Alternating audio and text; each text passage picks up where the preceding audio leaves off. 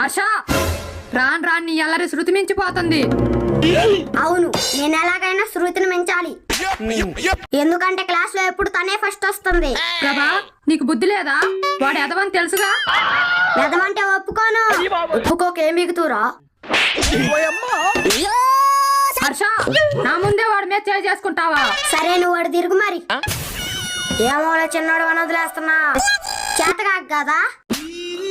రాబోయే నా మీసం మీదొట్టు త్వరగా నిన్ను పడగొడతారా? నేనేమైనా అమ్మాయినారా నువ్వు పడగొడటానికి? నీ సంగతి ఇప్పుడు కాదురా, మరెప్పుడు రా.